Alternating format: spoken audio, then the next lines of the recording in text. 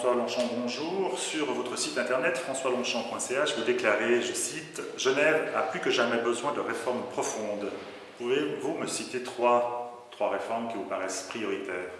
Alors aujourd'hui, il y en a quelques-unes sur lesquelles je porte une attention particulière. Je pense notamment à la situation des familles qui travaillent et qui sont dans des conditions matérielles qui ne leur permettent pas de faire face à leur situation, d'où la nécessité de créer des prestations complémentaires familiales pour ce type de personnes et de familles. C'est aussi une réforme assez profonde dans le chômage de longue durée. Aujourd'hui, nous devons réformer le dispositif des chômeurs qui ont 5, 10, 15 ans d'absence du marché du travail, en intégrant ce que nous avons fait avec la nouvelle loi sur le chômage et qui a déployé des effets positifs. Je pense aussi à la nécessité d'assurer un accueil continu pour les enfants dont les parents travaillent, de faire coïncider les horaires scolaires avec les horaires professionnels, parce qu'aujourd'hui, travailler et avoir de salaire, ça n'est pas un choix, c'est une obligation pour bon nombre de familles. C'est toutes ces réformes que nous devons porter pour que Genève soit une ville qui continue à être une ville agréable. Là, on est dans le chapitre des réformes non révolutionnaires. On dira, votre prédécesseur, Guy-Olivier Second, qui a été aussi quelque part votre formateur, caressait l'idée d'un gouverneur à l'américaine pour Genève.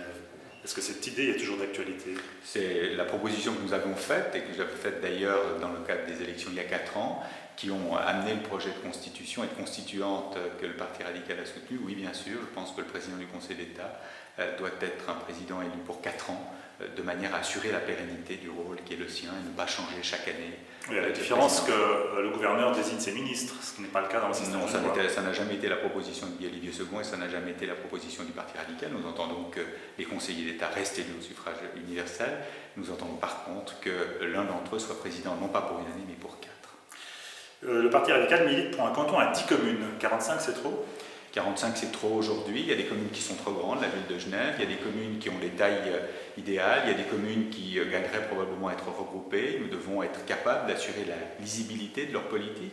Les communes ont des responsabilités qui sont importantes dans le domaine de la petite enfance, par exemple, et qui nécessitent que les forces soient plus cohérentes. Et puis aujourd'hui, il y a surtout, et c'est le travail de la constituante, une nécessité de clarifier quels sont les rôles des uns et des autres. On ne peut plus faire travailler sur les mêmes dossiers, sur les mêmes politiques, les communes et l'État en même temps. Il faut dire qui fait quoi et qui donc ne fait pas quoi.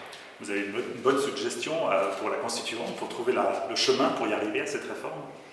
C'est de simplement constater les dysfonctionnements d'aujourd'hui, de constater que ces dysfonctionnements nous coûtent en termes de temps, nous coûtent en termes d'argent, en termes d'impôts, et que c'est précisément ce pourquoi nous avons voulu, nous radicaux, une constituante. Nous sommes à l'origine, je vous le rappelle, de l'idée de la constituante. Pendant très longtemps, nous prêchions dans le désert. Ensuite, toutes sortes de nouveaux militants, avec l'ardeur des fraîchement convertis, ont voulu une constitution. Il s'agit maintenant de montrer que cette constitution est là pour changer un certain nombre de choses, et non pas de faire des débats sans fin sur des sujets généraux. Le Parti radical milite aussi pour un conseil d'État à 5 départements, donc 5 ministres auxquels seraient ajoutés les 2 conseillers aux États. Il y a donc 2 ministères de trop aujourd'hui, lesquels? Oui, alors il y a d'abord une organisation qui peut être modifiée parce que l'essentiel aujourd'hui des politiques que nous appliquons sont des politiques fédérales qui nous sont déléguées, d'où la nécessité d'avoir une présence beaucoup plus active à Berne. Cette présence, elle est constitutionnellement prévue par le fait qu'il y a une chambre des cantons dans laquelle nous élisons 2 conseillers aux États. Nous proposons que ces 2 conseillers aux États siègent au sein du gouvernement genevois, sans avoir de département, mais en étant capable d'être le relais à Berne des préoccupations des différents départements et des différentes politiques. De cette manière, nous allégerions l'ampleur des tâches des départements actuels et nous pourrions regrouper aisément les tâches des 7 départements actuels qui seraient réduites par cette organisation sur 5 départements, ce qui permettrait d'avoir une organisation qui soit à la fois plus rationnelle, plus lisible pour le citoyen et plus efficace. Donc si votre proposition était mise en œuvre, M. Kramer pourrait continuer de siéger au gouvernement genevois?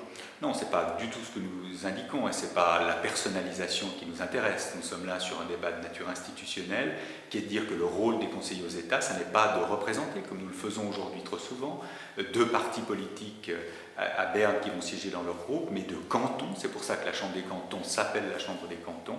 Et pour assurer ce lien avec les cantons, c'est de faire en sorte que ces élus puissent siéger au Conseil d'État. C'est d'ailleurs ce que font presque de manière naturelle un certain nombre de cantons. Le canton d'Argovie, par exemple, à l'issue de chacune de ces séances, tient séance avec ses conseillers aux États pour assurer la continuité des décisions qui sont prises et surtout le fait que ces conseillers aux États défendent les intérêts du canton à Berne, ce qui n'est pas forcément le cas avec l'organisation actuelle. Changeons de sujet. À propos des minarets sur lesquels nous avons donc voté le 29 novembre prochain, je cite ce propos, j'ai lu ce propos sur le site internet www.radical.ch, donc le site du Parti radical genevois. L'une des premières victoires radicales que l'on doit notamment à Antoine Carteret est la laïcité de l'État. Dans l'histoire genevoise, Carteret est aussi le conseiller d'État qui a allumé la guerre religieuse à Genève, a imposé le culte catholique libéral, faisant fermer les églises catholiques romaines, destituant des maires, enfin toute l'histoire du Kulturkampf de la fin du XIXe siècle. Sans revenir sur cette histoire, voter sur les minarets finalement dans un État laïque, n'est-ce pas faire une entorse justement à ce principe de la laïcité? Je crois qu'il ne faut pas confondre deux choses. Il ne faut pas confondre la laïcité et la liberté religieuse. La laïcité auquel les radicaux sont attachés, c'est d'ailleurs leur origine historique et politique, vous l'avez rappelé, c'est l'idée que les lois religieuses cèdent le pas aux lois civiles, que l'organisation de l'État prime sur l'organisation religieuse.